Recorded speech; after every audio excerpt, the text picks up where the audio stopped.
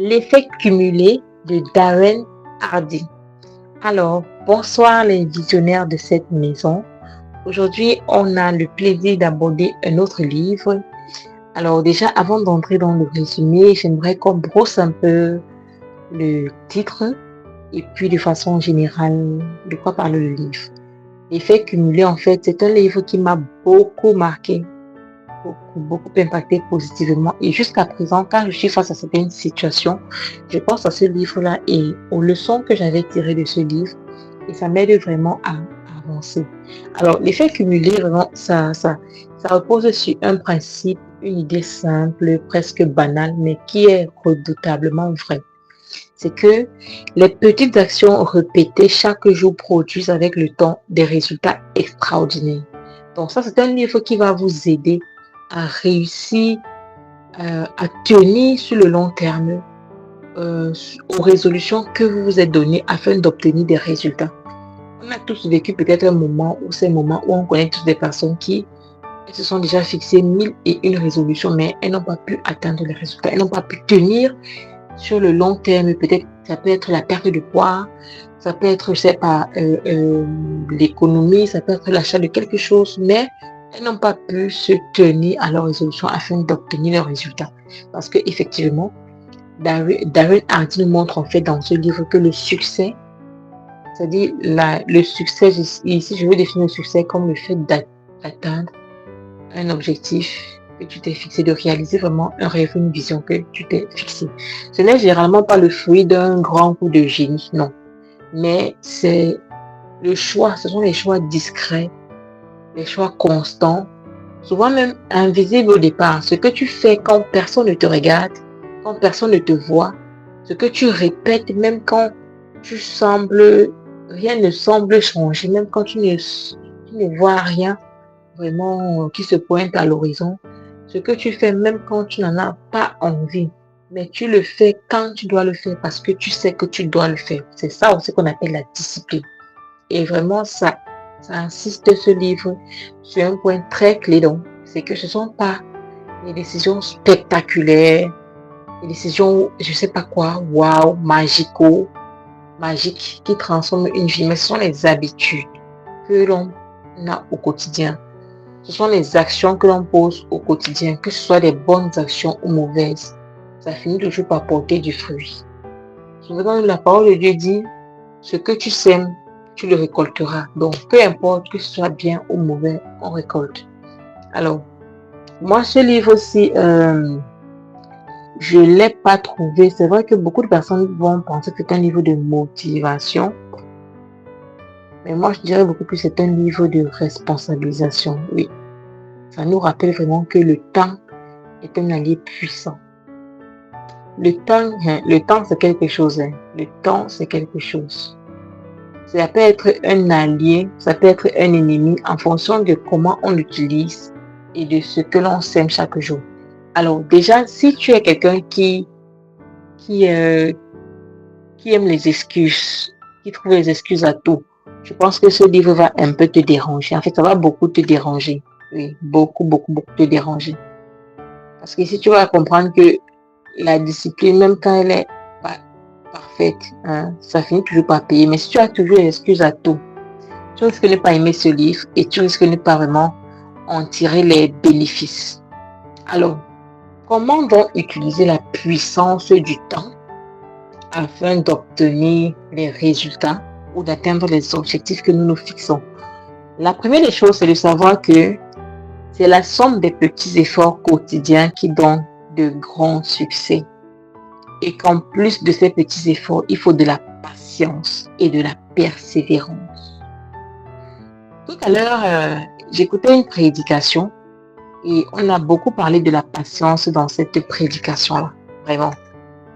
C'est vrai que je savais que la patience était une grande vertu, mais cette prédication m'a rappelé encore, ça m'a révélé encore à quel point la patience peut vraiment être puissante, vraiment.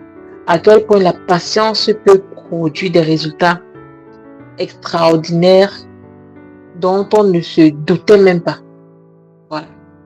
Donc, à cela, donc, à nos efforts quotidiens, comme je disais, il faut ajouter de la patience et de la persévérance. Comme on le dit souvent, Rome ou Paris ne s'est pas fait en un jour. Et ce qui m'a également marqué, c'est qu'il souligne ici quelque chose de très important. C'est qu'une fois au sommet ou notre objectif atteint, il est impératif vraiment de maintenir les habitudes qui nous ont amenés au sommet. Et je pense que ceci, je vous l'ai dit déjà dans la vidéo précédente qui concernait le livre de Ricardo Kanyama. J'ai dit, ce qui t'a amené au sommet te maintiendra au sommet. Étant donné que ce sont ces choses-là qui t'ont propulsé, alors, évidemment, le jour où ces choses-là ne seront plus, qu'est-ce qui va se passer? La chute va commencer. Donc, ce qui t'a amené au sommet te maintiendra au sommet. Intégrez cette phrase dans votre cerveau, dans votre tête, dans tout ce que vous faites vraiment et que vous réussissez à faire. Si vous voulez maintenir ça, ce succès-là, rappelez-vous, ce qui m'a amené au sommet me maintiendra au sommet. Alors, la deuxième chose que tu dois savoir, si tu veux pouvoir profiter de la puissance de l'effet cumulé pour atteindre des résultats extraordinaires, c'est que tu es responsable de tout ce qui t'arrive, bon ou mauvais. Et ce qui t'arrive est fonction des choix que tu as effectués ou que tu effectues à un moment donné de ta vie. Lorsque tu comprends ça, lorsque tu intègres ça dans ta tête, tu vas arrêter avec les excuses. Tu vas arrêter d'accuser les autres, d'accuser le gouvernement, d'accuser l'État, la mauvaise gérance du pays, d'accuser Paul Biya, d'accuser tes parents, d'accuser je ne sais pas quoi. Même si c'est que ces personnes-là ont joué un rôle ou alors ont contribué à ton non-accomplissement, mais toi-même en tant qu'individu, il y a des choses que tu devais faire ou que tu pouvais faire, mais que tu n'as peut-être pas fait pour sortir de ta condition. Alors, raison pour laquelle tu es responsable de tout ce qui t'arrive, bon ou mauvais. Vraiment, quand tu mets ça dans ta tête, à un moment donné, j'aime commencer à mettre ça dans ma tête. Et quand je mets ça dans ma tête, je sais que ce qui m'arrive, ça dépend de moi. Donc, même si quelqu'un est en train, même si c'est visible, c'est clair que cette personne-ci est la cause, je fais l'effort de ne pas rester, de ne pas demeurer dans une attitude de plainte, mais de réfléchir qu'est-ce que je fais, comment je fais pour sortir de cette situation. Et lorsque tu vois les choses comme ça, ton cerveau est toujours orienté en mode solution et non en mode plainte, parce que la plainte ne produit rien. C'est lorsque ton cerveau est orienté en mode solution que tu réfléchis et tu es capable de, même quand le verre est à moitié vide, même quand le verre n'est pas à l'eau à moitié, tu vas voir que le verre est à moitié plein et non que le verre est à moitié vide. Donc, si tu dois tout le temps remettre la faute sur les autres, accuser les autres pour tout ce qui t'arrive de mal, naturellement, tu ne vas pas te démerder pour changer, pour chercher comment changer le cours des choses, vu que ce sont les autres qui en sont responsables. Donc, il faut vraiment mettre ça dans cette tête. La troisième chose que tu dois faire, que tu dois connaître, comprendre, c'est que tu es le résultat de ce que tu fais au quotidien. Donc, si tu veux changer, par exemple, quelque chose qui ne te plaît pas, peu importe le domaine de ta vie, demande-toi déjà pour quelle raison est-ce que tu veux le faire. Essaye de te faire un modèle de l'objectif que tu veux atteindre. Et chaque fois que tu es vraiment tenté de faillir, de faiblir, de te décourager, pense à ton idéal. Je prends un exemple, tu veux peut-être perdre du poids et tu vises un certain poids. Va même sur Internet, va sur Pinterest, cherche la photo de n'importe quelle femme, de n'importe quel homme là-bas, dont le poids t'intéresse en fait. Déjà, voilà, tu aimerais atteindre le poids. Va imprimer cette photo-là, mets ça sur tous tes murs dans ta chambre. Chaque jour, lorsque tu te lèves, lorsque tu sors, lorsque tu entres, lorsque tu dors, tu vois cette photo-là. Ça te permet d'avoir vraiment ton objectif proche de toi et ça travaille également ton mindset. Chaque fois que tu voudras te décourager, tu vas penser à cette photo, tu vas penser à cette fille, à cette personne sur la photo et tu vas te dire non, je dois le faire, je dois continuer, je dois le faire, je dois continuer. Ça t'aide également dans la visualisation parce que la visualisation a quelque chose de magique, c'est que ça permet d'attirer à nous ce que nous visualisons. La vie, c'est en fait, elle est d'abord spirituelle. Peu importe ce à quoi tu crois, elle est d'abord spirituelle. Donc tout ce que tu vis physiquement, c'est ce qui est, c'est d'abord passé dans le spirituel et tu es juste en train de vivre la rediffusion de ce qui s'est passé spirituellement. Donc, si tu veux prendre les devants, même spirituellement parlant, il faut être assis. Et la visualisation, c'est une façon vraiment d'acquérir spirituellement ce que l'on veut. Parce que ce que tu ne vois pas, tu ne peux pas l'avoir. Dans la parole de Dieu, quand Dieu voulait bénir Abraham, il avait dit à Abraham, sors et regarde dans le ciel. Qu'est-ce que tu vois? Abraham a dit, je vois les étoiles. Et Dieu lui a dit, ok, aussi nombreuses que sont ces étoiles, aussi nombreuse sera ta postérité. Ce que tu ne vois pas, tu ne peux pas avoir. Donc, si tu veux avoir quelque chose, commence d'abord à visualiser cette chose-là dans ton esprit. Visualiser. C'est pour ça que c'est important d'avoir un tableau de bord. Moi, j'ai mon tableau de bord que j'ai tout fait pour avoir cette année. J'y ai collé vraiment des photos qui correspondent aux objectifs que je veux atteindre dans ma vie sur un long terme et en cette année 2026. Et chaque jour, chaque matin, chaque fois que je me lève, chaque fois que je sors, j'entre vraiment, c'est en contact avec moi, en contact avec tous mes sens. Donc c'est ça qui me drive, c'est ça qui me conduit, me motive vraiment au quotidien, après la grâce de Dieu. Donc, souviens-toi, tu dois faire également attention, attention à ce qui t'entoure. Si tu veux voir le changement arriver, j'ai dit tout à l'heure, ce qui entre en contact avec tes 5 sens. Lorsque ce que tu veux réaliser, ce que tu veux atteindre est en contact permanent avec tes 5 sens, ça te donne plus de chances d'atteindre ce que tu veux. Mais également, lorsque tes 5 sens sont en contact avec des choses négatives qui ne vont pas dans le même sens de l'atteinte de tes objectifs, ça peut également bloquer tes résultats. Donc, fais attention avec ce que tu laisses entrer dans tes 5 mètres 50. Et quand je dis ce que tu laisses là, ça inclut aussi les personnes. Parce qu'on dit souvent, on est la moyenne des 5 personnes qui nous entourent. Donc, si tu marches avec, pas qu'on dit, même dans la parole de Dieu, même biblique, c'est-à-dire, peu importe le référentiel que tu veux prendre, c'est vérifié. Si tu marches avec 5 idiots, tu seras le 5e idiot. Mais si tu marches avec 5 sages, tu seras le 6e idiot. Mais si tu marches avec 5 sages, vraiment, tu seras le 6e sage. Et aussi, ce n'est pas toujours en rond. Avant d'abord d'aller, j'aimerais dire ici, en fait, que il y a des personnes qui nous entourent et on dit souvent, les bonnes compagnies corrompent les mauvaises. Les mauvaises compagnies corrompent les bonnes mœurs. Il faut savoir que lorsque 2 personnes marchent ensemble, il y a toujours un phénomène d'influence qui se produit. Donc, soit la personne t'influence, ou alors tu influences la personne. Maintenant, si la personne va t'influencer, il faudrait que cette influence-là soit positive. D'où l'importance de bien checker notre environnement, de bien voir les personnes avec qui nous marchons. Et il faut savoir aussi que ce n'est pas toujours en se privant trop que nous atteignons les résultats.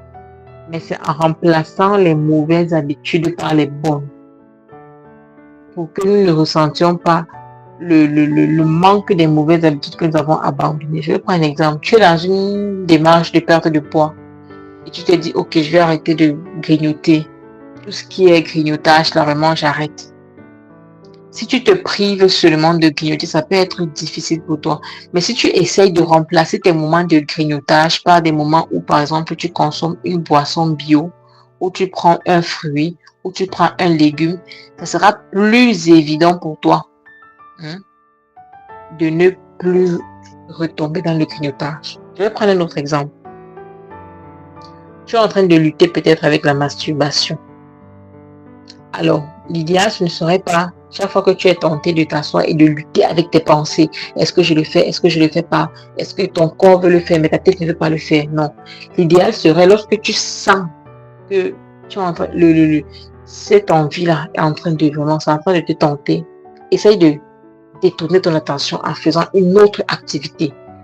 N'essaye pas de rester sur place et tu luttes avec tes pensées. Dans la majorité des cas, tu risques de ne pas y arriver. Détourne ton attention en faisant une autre activité qui t'intéresse, une autre activité qui est une passion pour toi, une autre activité vraiment qui te permet de t'épanouir. Et c'est ainsi que tu pourras te débarrasser de cette idée-là. Donc, c'est valable dans tous les domaines ou alors tous les petits bémols, tous les vices avec lesquels nous sommes en train de lutter dans notre vie. Maintenant, la 4e chose qu'il faut intégrer pour pouvoir obtenir vraiment des résultats et profiter de la puissance du temps ou de l'effet cumulé, c'est de savoir que en toute chose, le plus difficile, c'est de commencer. Ouais. Darren Hardy nous l'a vraiment bien, bien détaillé dans son livre.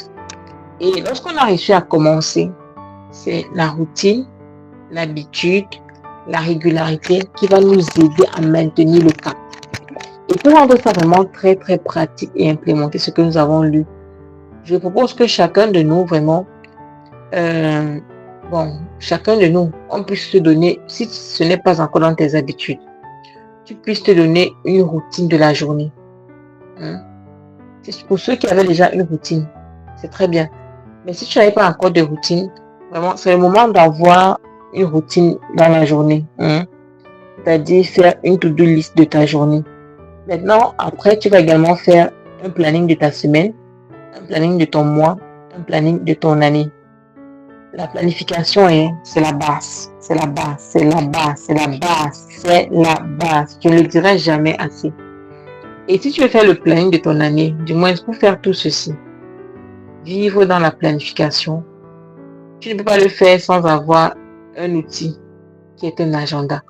Et pour ceux-là qui ne le savent pas ou qui ne le connaissent pas encore, j'ai mis sur pied un outil de planification que j'ai appelé l'agenda ERIA 2026.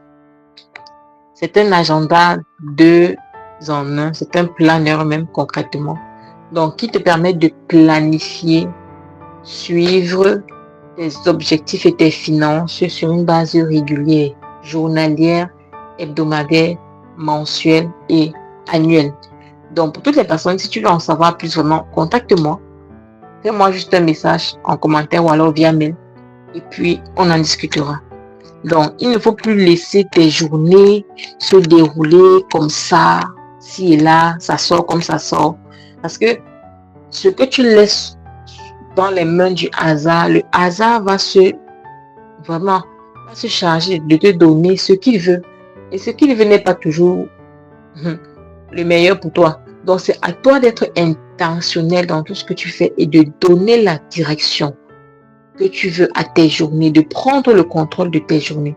Et l'une des choses également que j'ai remarqué ou que j'ai retiré de cette partie-ci est qu'on doit faire attention de ne pas on doit faire attention à ne pas vouloir trop en faire ou lâcher après.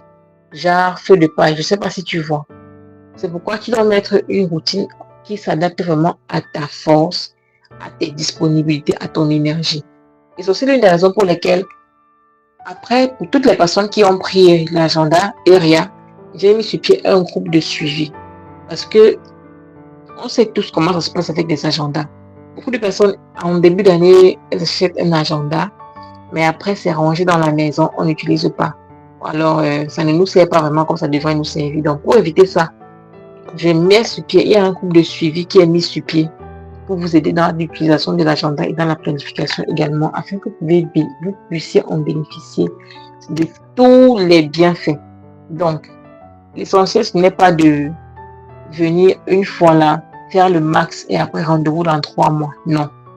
Lorsque tu poses une action, même si c'est 10 minutes chaque jour, ça produit plus de résultats que de poser cette action sur 1 heure de temps aujourd'hui et tu reviens encore après 3 mois faire cette action-là. Non, tu n'auras pas de résultats. Vaut mieux faire un peu chaque jour. L'essentiel, c'est la constance, c'est la régularité, c'est la permanence. Moi, par exemple, dans mes débuts d'installation de ma routine, quand j'étais encore novice dans tout ce qui est planification et to-do list et tout ça, j'avais souvent l'habitude de trop charger mes journées.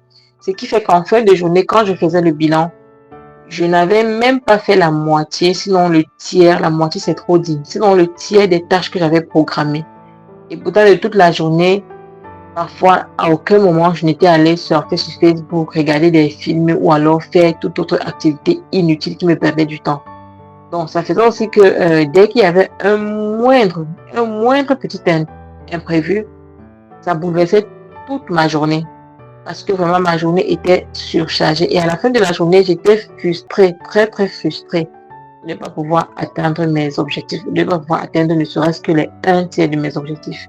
Mais avec le temps, vraiment, j'ai appris à travailler, j'ai appris à planifier Et ça m'a permis de corriger cela, à mettre les tâches de façon vraiment rationnelle en fonction du temps qui m'est imparti. Et parfois même, maintenant, il m'arrive de terminer cette tâche bien avant la fin de la journée, de sorte que je commence à faire certaines choses que j'avais prévues le lendemain. Et ça me permet vraiment d'optimiser mon temps et de gagner en temps. Donc, ça me donne, je sais pas, pour ceux qui ont vraiment expérimenté, ça donne un sentiment de satisfaction et d'accomplissement. Donc, retiens cela.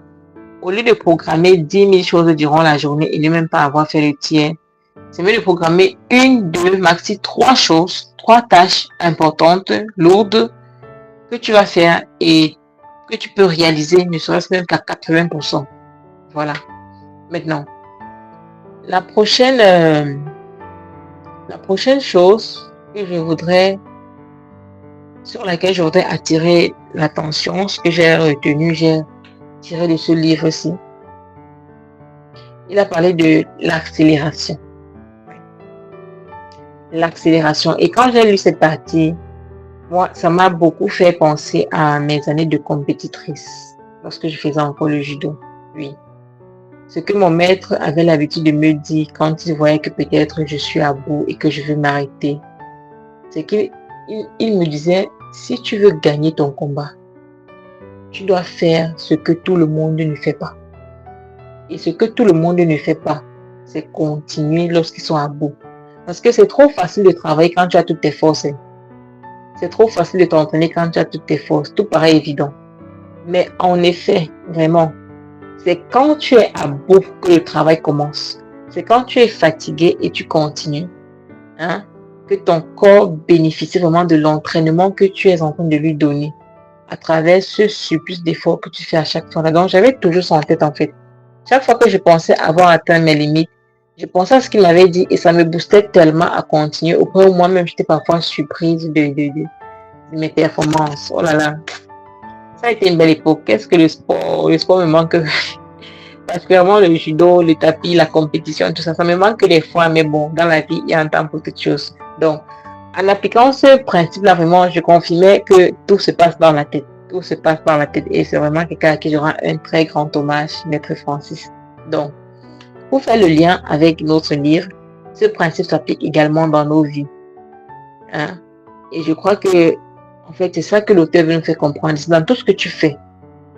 Ne te limite pas seulement à donner le meilleur de toi, mais va au-delà de ce que tu penses être le meilleur de toi. Même quand tu travailles dans une entreprise, ne te limite pas juste à faire les tâches qu'on attend de toi, mais va toujours un peu plus que ce qu'on attend de toi. Et c'est comme ça que tu vas te démarquer des autres, en fait. C'est comme ça que tu vas pouvoir marquer ton territoire. Et même lorsque tu seras parti, tu vas laisser une empreinte positive là où tu étais. Donc, c'est valable si tu fais le business. Pendant que les gens se réveillent à 8h, à 6h, toi, réveille-toi un peu plus tôt. 2 heures de temps. 2 heures de temps chaque jour. Tu te réveilles 2 heures de temps chaque jour, un peu plus tôt. Sur 1 an, sur 2 ans, sur 3 ans, vraiment, les résultats seront incroyables. À 6 heures, pendant que les gens seront en train de voir comment est-ce que, elles vont s'apprêter à aller au travail, toi, tu t'es déjà apprêté de plus, que tu es en train de faire peut-être la deuxième tâche de la journée. Sur une longue période de temps, les résultats sont juste incroyables. Je dis bien incroyables. Donc, voilà ce que je voulais vraiment vous communiquer, tiré du livre de Darren Hardy, qui est l'effet cumulé. Dis-moi, dans ce résumé, parmi tous ces principes-là que j'ai énumérés, quel est celui qui te parle le plus? Quel est celui qui te challenge, avec lequel tu es encore en train de lutter pour pouvoir mettre sur place, pour pouvoir appliquer? Et dis-moi, est-ce que tu as déjà testé la puissance de l'effet cumulé dans certains domaines ou objectifs que tu t'es fixé? Si oui, quels ont été les résultats? J'ai hâte de te lire en commentaire.